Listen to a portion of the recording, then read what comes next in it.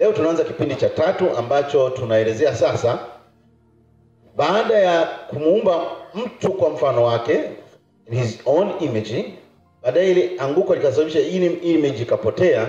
Sasa Mungu pale pale alitangaza mpango wa kumrejesha mwanadamu na kumrithisha vile alivyovipoteza. Naitwa mpango wa ukombozi wa Mungu, urejesho wa kusudi. Hilo ndio title ya leo. Mpango wa ukombozi wa Mungu, urejesho wa kusudi.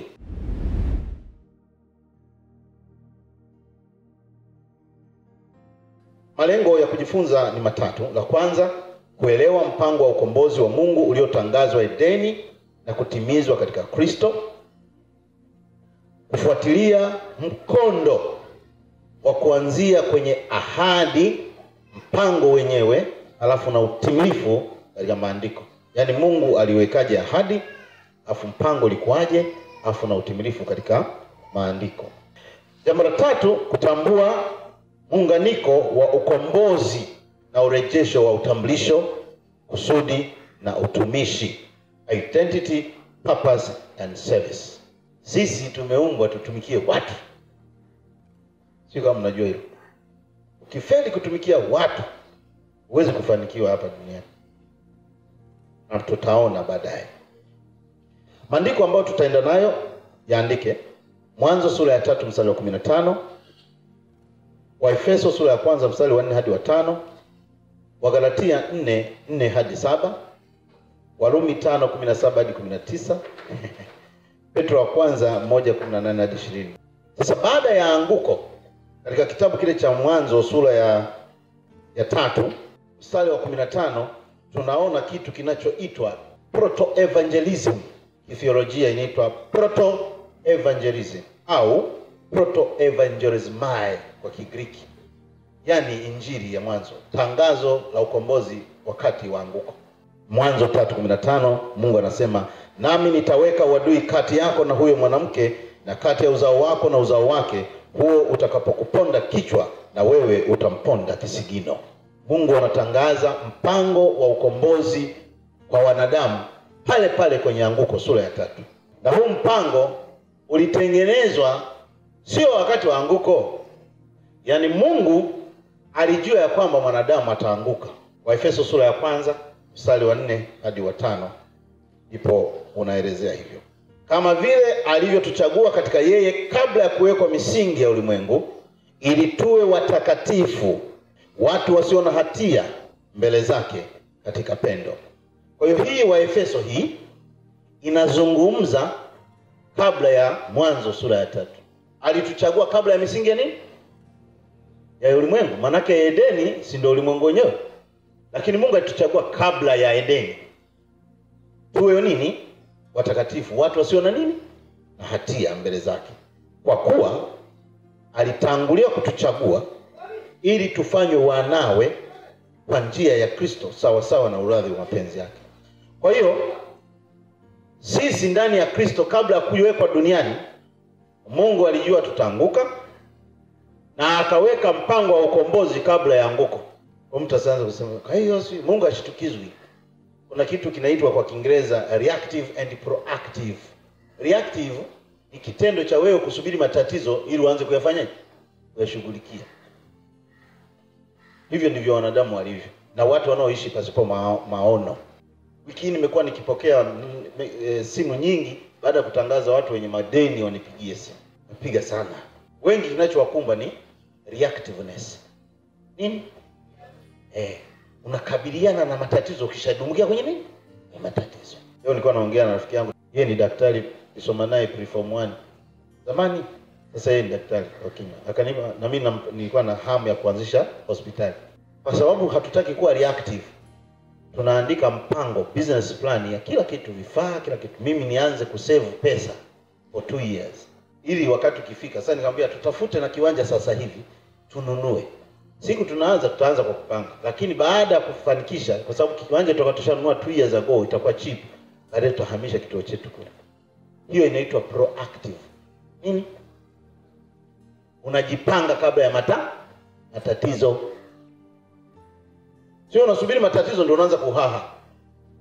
Kwa hiyo Mungu yeye huwa ana function opposite. Anasema mimi ni Mungu wala hapana mwingine. Mimi ninayetangaza mwanzo kabla nini? Mwisho kabla nini? Ya mwanzo. Kwa hiyo tumechaguliwa na kutengwa kuwa wana kupitia Kristo. Kwa hiyo mtu anapokuambia kwamba sasa hivi umeokoka, kwa hiyo umejichanganya, Mungu amekutupa. Yaani yeye alikufanya wewe mtakatifu kabla hata ya anguko. Baada ya kuanguka akakufanya sasa completely mtakatifu ndani ya nani? Ya Kristo. Tutaona maandiko hayo. Tuangalie mpangilio. Leo nitawafundisha kwa mlolongo, taratibu. Kwa sababu hapa ndipo kwenye kiini cha kupoteza kusudi na kurudisha nini? Kusudi. Kwa sababu hautaki kuishi kwa kubahatisha maisha. Lazima ujijue.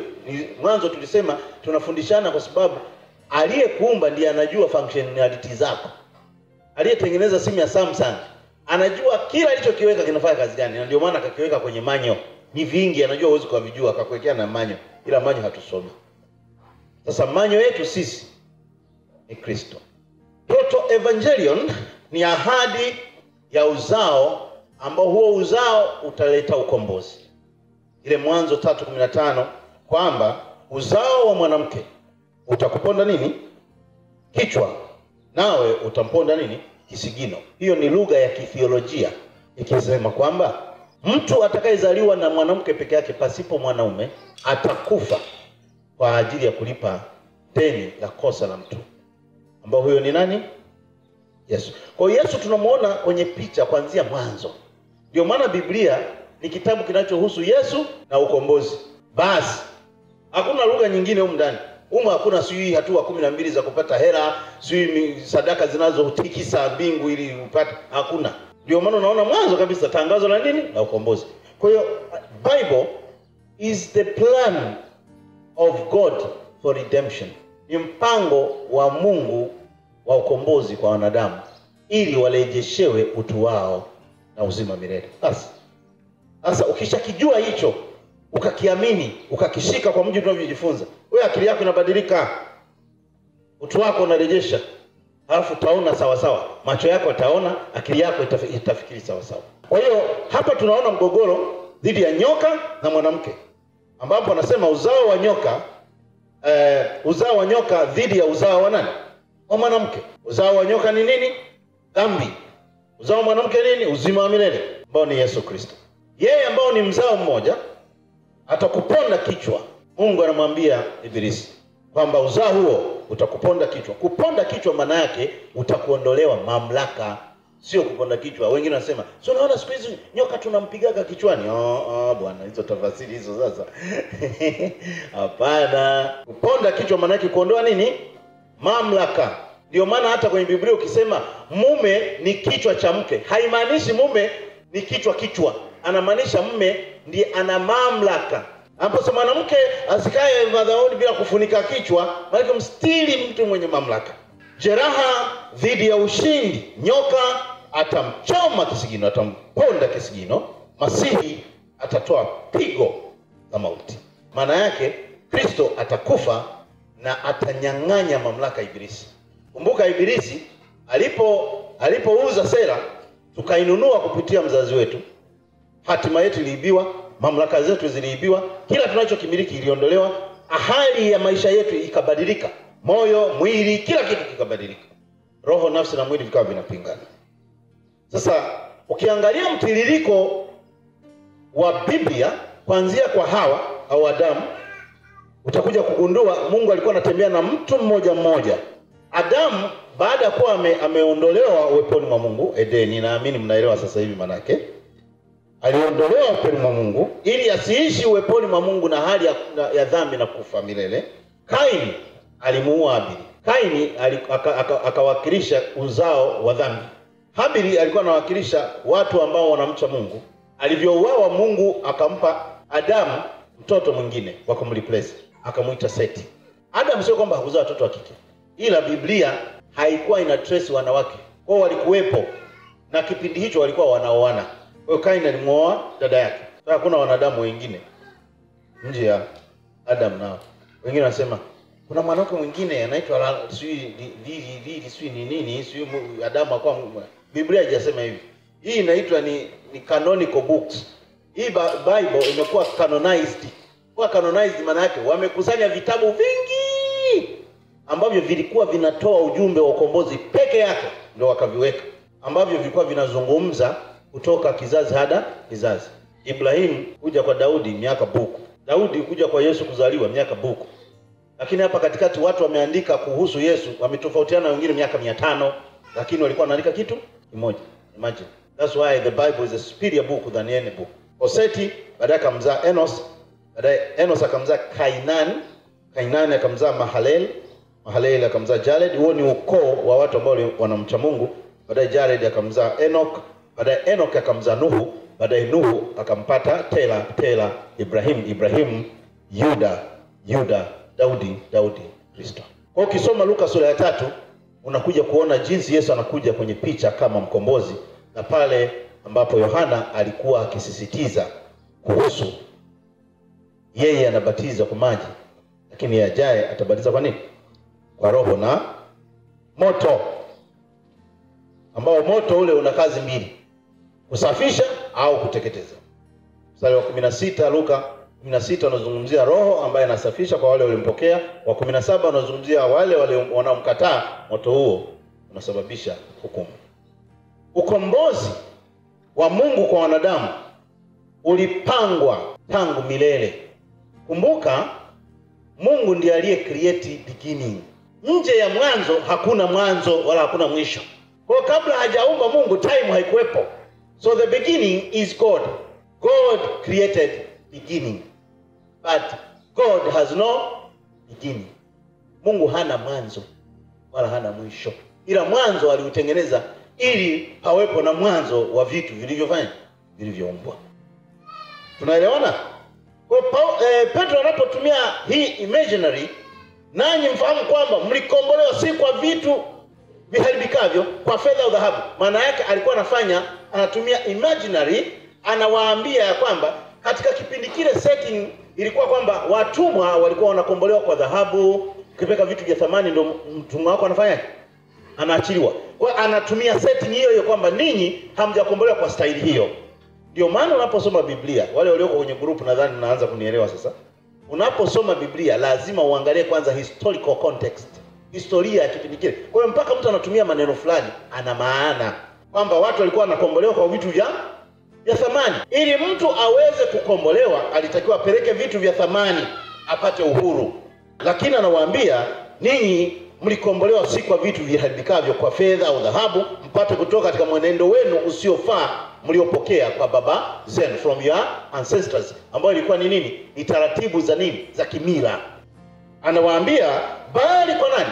Kwa damu ya thamani kama mwana kondoo asiye na ila, asiye na maa, yani ya Kristo. Naye amejulikana kweli tangu zamani, kabla haijawekwa misingi ya nini? Ya ulimwengu. Kwa andiko hili linakubaliana na Efeso sura ya 1 mstari wa 4 na wangapi?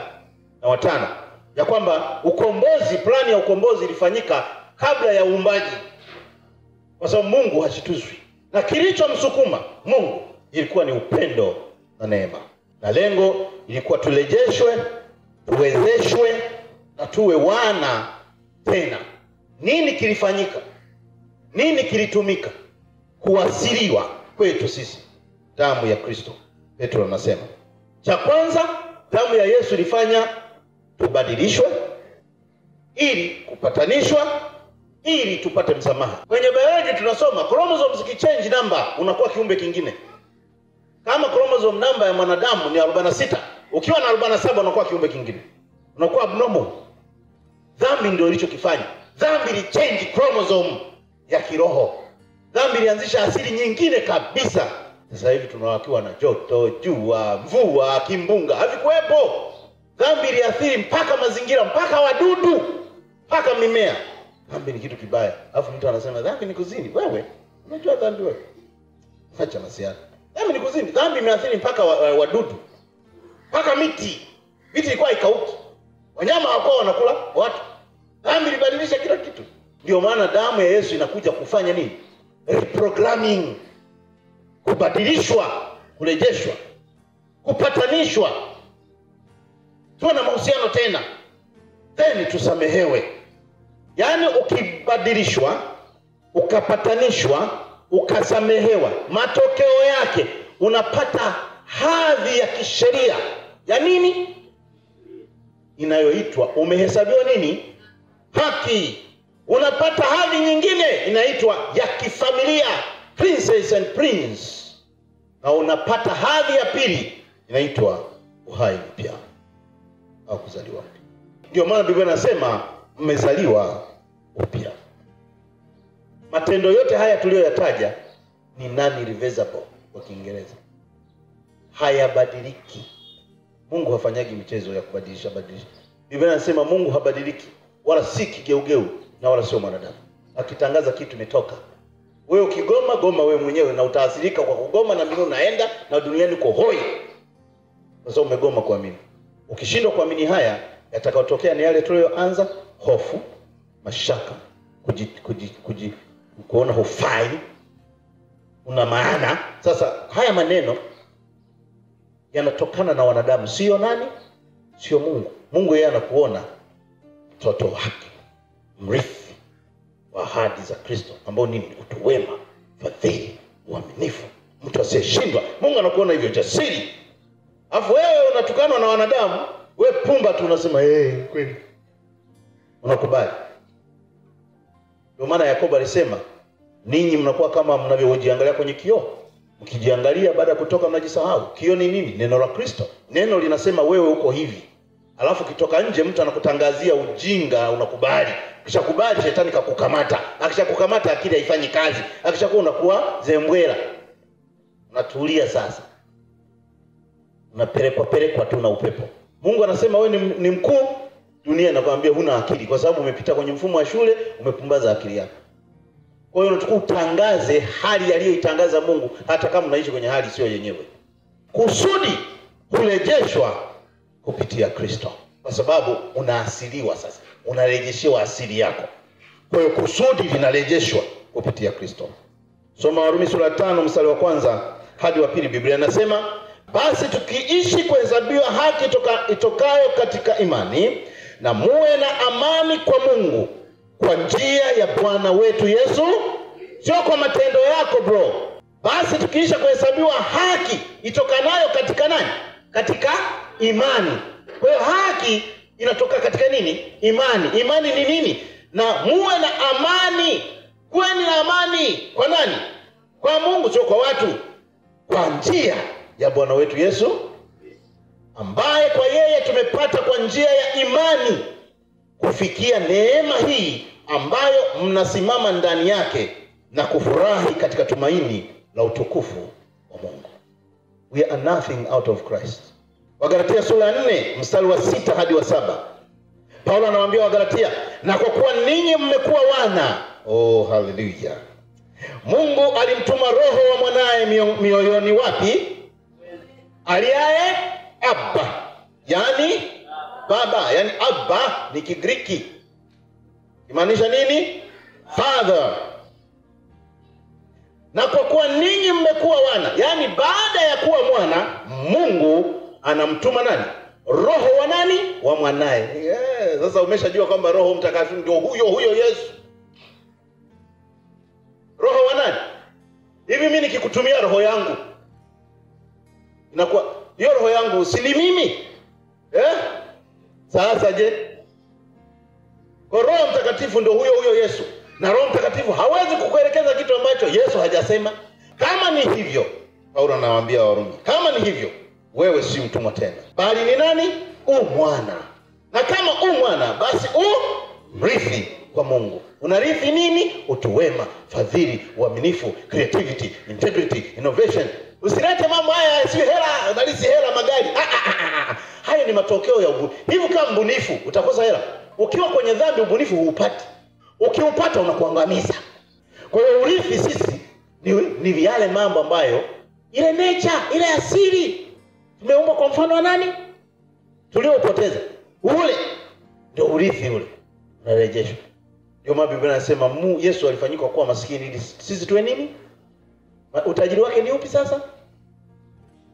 Innovations, creativity, utu wema, fadhili, uaminifu, huruma, Hayo ndio ambayo dunia inatafuta.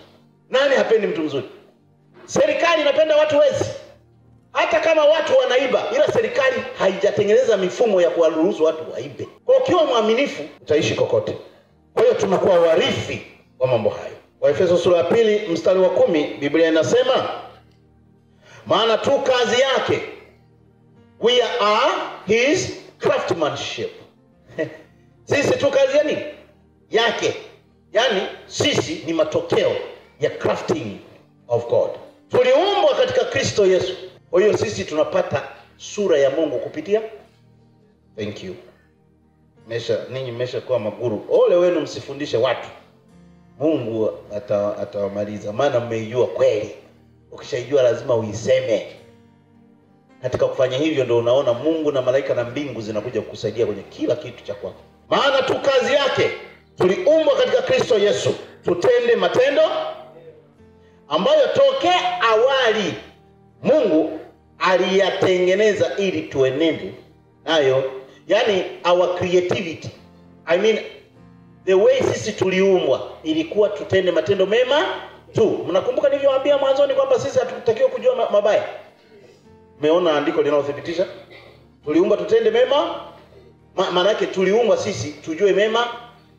Anguko ndio lilileta maisha ya kuchagua mema na mazuri. Na Ibilisi ndio aliwatega hapo, ambaye 8 anajua siku mkila mtakuwa kama yeye, mtajua mema na mabaya. Kana kwamba kujua mema na mabaya ni dini, kumbe ni uharibifu. Kwa ajili ya hayo, kumbukeni ya kwamba zamani ninyi mlio watu wa mataifa kwa jinsi ya mwili, mnaoitwa wasiotahiriwa na wale wanaoitwa waliotahiriwa, yaani tohara ya mwili iliyofanyika kwa mikono, kwamba zamani zile mlikuwa hamna Kristo, mmefarakana na jamii ya Israeli, wageni wasio wa maagano ya ahadi ile, mlikuwa hamna tumaini, hamna Mungu duniani. Lakini sasa katika Kristo Yesu, ninyi mliokuwa mbali hapo kwanza mmekuwa karibu kwa damu yake Kristo. Kwa maana yeye ndiye amani yetu, aliyetufanya sisi sote tuliokuwa wawili kuwa mmoja, akakibomoa kiambaza cha kati kilichotutenga. Sasa hapa alikuwa anazungumzia setting kati ya Waisraeli na mataifa.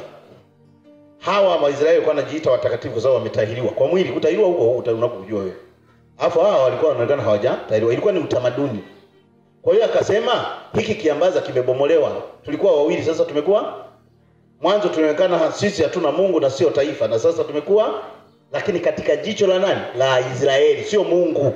Kwa sababu Mungu mpango wake wa ukombozi ulikuwa kwa wanadamu, sio kwa Waisraeli. Maana hapa kuna wengine wakisoma ile mstari, alikuja kwa wale wake wakamkataa, bali wote waliompokea aliwafanya. Unaona? Ninyi mlikuwa chaguo la pili, watu kando kabisa ninyi. Na maana Waisraeli wangemkubali. Maana yake ninyi msingepata nini? Ukombozi. Yaani anavyoongea utafikiri yeye sio mwanadamu. Tumetoka kuwa chini ya utumwa wa dhambi. Utumwa wa dhambi ni nini? Unakutumekaa hivi, unasikia tu unalazimishwa kwenda kufanya ngono, unalazimishwa kudanganya, unajisikia tu Kuna mwingine anakuambia, nimebeti. Yaani kiacha nashindwa. Huo ni utumwa. Huo ndio utumwa unaitwa utumwa nini? Wa dhambi. Hujawahi kusema sirudi kabisa, umepanga kitu yani hapa sifanyi. Ila baadaye unakumbuka ushafanya. Unasema, aya, sikuahidi kabisa. Utumwa wa dhambi. Sasa Warumi 6:14 nasemaje? Kwa maana dhambi haitawatawala ninyi kwa sababu hamui chini ya sheria, bali chini ya nini? Mnajua maana, yani ukiwa chini ya sheria ndipo dhambi inafanyaje? Na kutawala. Ukiwa chini ya neema, dhambi haifanyaje? Haikutawali. Sasa maana yake nini? Mnapokuwa kila siku kanisani mnahubiriwa kwamba una dhambi, acha dhambi. Dhambi, una dhambi, acha dhambi. Ndio unakuwa mtumwa wake. Kwa sababu anayetangaza una dhambi ni sheria. Biblia inasema pasipo sheria hakuna dhambi. Yaani sheria si ndio inafunua makosa na kuadhibu. Tukifuta sheria kuna dhambi.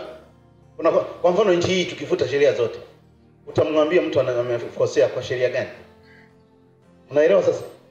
Sasa neema haifuti tu sheria, bali inakufundisha kutokufanya makosa. Kwa hiyo kukufundisha kutokufanya makosa ni kufuta sheria. Sio, unanielewa ninachosema? Yaani wewe unakuwa juu ya nini? Ya sheria. Na kwa sababu hiyo dhambi haiwezi kukucontrol. Kwa sababu gani? Dhambi kazi yake ni kuadhibu makosa. Na kwa sababu neema inakufundisha kukataa mabaya, dhambi hakuna. Dhambi haitawatawala ninyi kwa sababu hamko chini ya nini? Mko chini ya nini? Kazi ya neema ni kukufundisha kukataa ubaya. Kazi ya sheria ni kukuambia una madhambi. Ndio maana kanisani kila siku mnakuwa condemned. Kwa condemned unajua maana yake? Condemnation maana yake declared guilty. Umetangazwa kuwa mwenye nini? Mwenye hatia. Kazi ya neema ni yenyewe ndio inatakiwa kuondolea udhaifu huo, sio wewe. Na ndio maana haikuhesabii dhambi. Kazi ya Torati ni kukuonyesha makosa yako na kukulamba. Ndio maana kitabu nilichokiandika cha ukoloni wa kiroho kinatoka mwezi huu cha Kiingereza, mwezi ujao cha Kiswahili. Mtakuja mkisoma, kila mtu akinunue. Kina bei kidogo kwa sababu nimeprint cha rangi. Kiswahili 25, Kiingereza 30. Kile kinaonyesha jinsi gani tunavyowekwa kwenye ukoloni na utumwa na dhambi na nini na Torati. Kwa sababu Torati ndio inahesabu makosa yako. Neema haikuhesabii makosa tena. Inasema umefanyaje? Umesamehewa. Torati inasema wewe. Sasa mle nimeandika concept ambayo nilikuwa naita the fourth third covenant, ambayo inachukua 50% law, 50% grace, inachanganya. Unaambiwa umeokoka ndio, lakini jitahidi uwe utende mazuri. Sasa najitahidije? So choose, unataka neema ambayo inasema hauna dhambi, umesamehewa, au unataka kuchanganye neema kidogo na Torati kidogo, ambayo ndio mahubiri ya watu wengi. Hapa ni uchague. Unataka kuwe kwenye neema useme umesamehewa, au wewe unasema umesamehewa lakini ukishaona mtu anakuambia umesamehewa lakini kimbia, usisikilize sentence inayofuata. Kwa ukikaa kwenye mazingira ya mafundisho ambayo kila siku unaambiwa una dhambi, hautaziacha. Unatakiwa kae kwenye mazingira ambayo unasikia umesamehewa, huna hatia. Mwanadamu wewe ni kama programmer. Yaani wewe naweza nikakuprogram wewe ukaje ukawa katili. Hamjai kuona watu ni makatili? Kwa nini? Wameprogramiwa. Maana yake aliwekwa kwenye mazingira ya mateso, hajawahi kuona jema. Kwa hiyo moyo unaanza kutengeneza picha ya kwamba ulimwengu uko hivi. Akikuwa kazi yake ni kuwaumiza watu tu. Hajui wema wowote kwa sababu ameprogramiwa. Sasa kama utakasema mbona kila siku naambiwa, jamani dhambi acheni dhambi, Yesu anarudi acheni dhambi, ndio hamziachi. Kwa sababu kile unachokisikia mara kwa mara ndio kinajengeka kwenye moyo.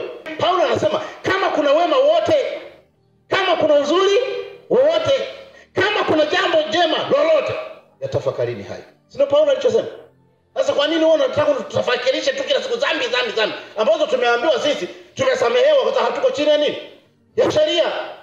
Urithi uliovunjika huwa unarekebishwa na aliyeutengeneza. Kwa mfano, hii ni Samsung, si ndio hivi? Hii simu ina bei sana. Hivi akiwepo fundi aliyejifundisha mwenyewe kutengeneza simu, halafu akasema mimi natengeneza bure. Halafu akawepo fundi mwingine wa Samsung ambaye ndio ni mmoja wa mafundi walizotengeneza hizo simu, anarekebisha simu kwa 300,000, hii simu milioni 4. Utaenda kwa yupi? Kwa yule wa bure ambaye alijifundisha mwenyewe, au kwa fundi wa Samsung ambaye alihusika kutengeneza hii simu na anachaji 300,000 kuirekebisha? Utaenda kwa yupi? Kwa nini? Kwa sababu ndio anaijua. Huyu mwingine atakuwa anafanyaje? Anabahatisha. Mtengenezaji pekee wa mwanadamu ndiye anayejua muundo na asili na ujuzi wa kukarabati wewe. Na ndio maana gharama ya damu ya Kristo, it took a lot of time. Ilichukua muda mrefu. Kwa baada ya ukarabati, thamani inarudi, lakini inaonekana kwa ajili ya utukufu wa mtengenezaji. Kwa hiyo Mungu alivyokuumba wewe, alikuumba uwe mtu mwema, usitukane, usiwe na hasira, usiwe na wivu, usisikie njaa, uwe mbunifu. Afu ghafla una hasira, una vinyongo, unaua watu. Hiyo inaitwa nini? Malfunction. Umemisbehave. Programming yako imekorofishika. Kwa Roho Mtakatifu anakuja, Yesu anakuja kama antivirus ili urudi kwenye asili yako. Mungu huwa anatangaza hatima kabla ya wewe kukua vile anavyotaka, ili awakomeshe hawa wanaokuja kukuambia wewe una dhambi, haukubaliki. Anakukubali kwanza ndipo anakurekebisha. Mungu hakurekebishi ili akukubali. Anakukubali kwanza ili akurekebishe. Sasa sisi ametukubali turekebishwe. Dini inatuambia we kuwa mzuri kwanza ndio Mungu akukubali. Maana Biblia inasema hivi, tulipokuwa tungali wenye dhambi, Kristo alikufa kwa ajili yetu. Maana yake kama hatujakukubalika, alitukubali. Sasa inakuwaje alinifia nikiwa na dhambi, ashanihesabiwa na haki, nimejichanganya kwa staili ile alafu ananikataa? How? Doesn't make sense. Kwa hiyo Mungu, andika hii, Mungu ananikubali ndipo ananirekebisha. Hanirekebishi ili anikubali. Nakumbuka, ili Mungu akurekebishe, lazima umkubali Kristo kuwa Bwana na Mwokozi wa maisha yako. Halafu yeye ndiye anayekurekebisha, sio wewe. Na matendo yako hayana mahusiano wala hayachanganywi na mpango wa wokovu. Ndio maana kwenye mpango wa wokovu wote hakuna sehemu unayoona Mungu anahitaji matendo yako au anahitaji mchango wako. Yaani Mungu aliapa kwa nafsi yake ya kwamba nitawakomboa wanadamu. Hakuwahi kujadiliana na mtu. Wokovu hauna mchango wako. Siku Yesu alipokufa msalabani, wanadamu wote waliandikwa kwenye kitabu cha uzima. Wote waliompokea na wasiompokea. Kwanza hamna aliyempokea. Sasa kinachofuata ni kumpokea. Usipompokea mpaka unakufa, inafutwa jina. Ndio maana Biblia inasema anafuta jina lako kwenye kitabu cha nini?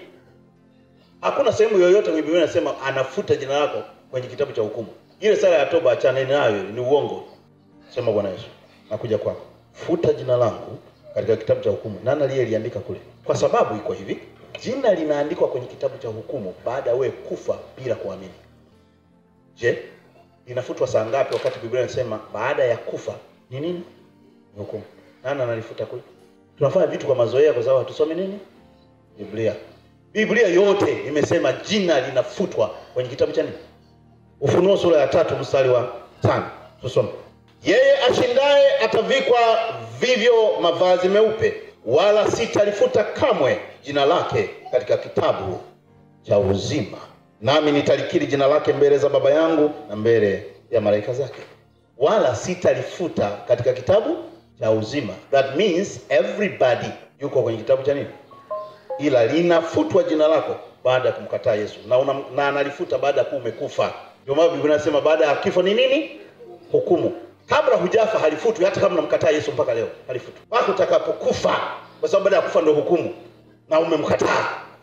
Kwa dhambi kuu kwa mwanadamu ni unbelief, kutokuamini.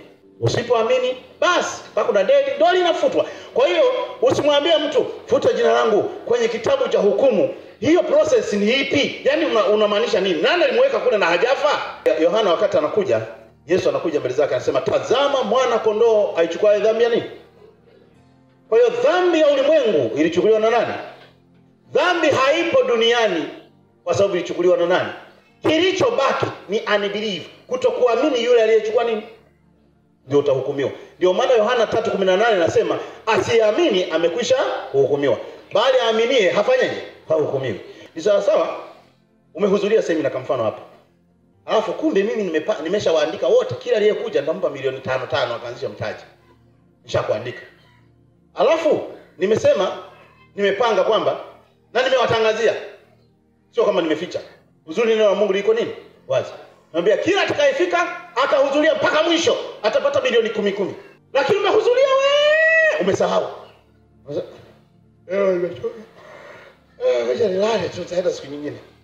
Alafu siku ya mwisho sasa nawapa watu milioni 10 unasema, sina mimi. Lakini ukuhudhuria siku zote. Mwisho wa siku hatufanyaje? Sikupi, lakini nilikuwa nimeshafanyaje? Nishakuandika. Aliyesababisha asipate milioni 10 ni mimi niliyemwandika au aliandikwa? Ndio hivyo kwenye Biblia sasa. Mungu anatupenda. Kila mtu yuko kwenye kitabu cha uzima. Mpaka unagoma atalifuta. Tumelishwa matango poli kiasi kwamba kila tukisema ukweli unaonekana uongo. Kwa sababu uongo ndio umeshatamalaki kwenye vichwa. Si tumesoma pale, mimi sitalifuta jina lake kwenye kitabu cha nini? Maana yake ni nini kama kweli tunajua Kiswahili? Maana yake liliandikwa kabla hajafanyaje? Hajampokea. Si ndio maana yake? Kama unaniambia mimi sitalifuta, si maana yake amenikiri. Asiponikiri ndio nafanyaje? Nalifuta. Maana yake lilikuwepo kabla hajafanyaje? Hajanikiri. Simple. Swali, Mwanzo 3:15 ni mstari unaoonyesha tumaini kivipi? baada ya anguko. Jibu la kwanza linasema, mstari huo unatangaza mtu aliyeahidiwa, uzao wa mwanamke atakayeshinda nini? Uovu. Yaani neema ilitangulia kabla ya jitihada za mwanadamu. Nisi mnaambiwa ukijitahidi ndio utakubalika. Sasa neema ya ukombozi ilitangulia kabla ya jihada yoyote. Hatuoni jihada yoyote ya Adamu kujikomboa. Mlishaiona kwenye Biblia? Hakuna. Sasa kwa nini wewe unaambiwa ujitakase, jitahidi? Jitahidi wewe, utaweza? Nendeni kwa mtu ambaye ameshindwa kuacha kitu ambacho ashakikisha mtengenezea tabia. Muulize kwa nini unashindwa, uone kama na majibu. Swali la pili, kwa nini ukombozi ni muhimu kwa ajili ya kusudi? Maana hapa tuko kwenye nini? Purpose discovery journey. Kusudi kutoka kwenye uhusiano na Muumba. Kumbuka ndio tulichokisema mwanzo kwamba uwezo wewe ukajua your functionality bila kuambiwa na aliyekuumba. Dhambi huvunja uhusiano huo wa Mungu na wewe, na kwa sababu hiyo unapoteza kabisa mwelekeo. Kwa mwaka mmoja unafungua biashara 6 ukidhani utapata ahueni. Ukidhani kuna amani fulani utaipata. Unatafuta mihela mingi unadhani ukipata hela utapata utoshelevu. Ukiupata unagundua nimeingia choo cha kike, hali inazidi kuwa mbaya. Kila hatua inaanzisha balaa tu kwa sababu unatafuta nje ya wewe. Bila utakaso na upatanisho kwa damu ya Yesu Kristo, jitihada hubaki za kibinafsi na zisizo na matokeo. Ngoja niwaambie shetani anachokifanya. Shetani anafanya hivi. Umemjua Mungu, anachokifanya anakuingizia hofu na mashaka kwamba ulichokiamini sio, na kisaidii. Na kwa sababu ujifunzi neno la Mungu unakubali. Ukishaamini kila jambo kwenye maisha yako linalokuja ili ulifanyie maamuzi, unakuwa na mashaka nalo. Hata kama hujaoa, unataka kuoa, unaoa kwa mashaka. Kwa mke anakuwa nini? Watoto wanakuwa nini? Nyumba unaojenga inakuwa nini? Unapoishi panakuwa nini? Biashara unayofanya inakuwa nini? Kila kitu kinakuwa nini? Kisha habari. Ndio maana Biblia inasema hatukupewa roho ya woga, bali ya ujasiri kama nini? Simba. Kadri unavyojua neno la Mungu ndivyo unavyojua ulimwengu unavyopaleta. Hakuna kitakachokuyumbisha. Halafu utakuwa uko tayari kufa kwa ajili ya ukweli.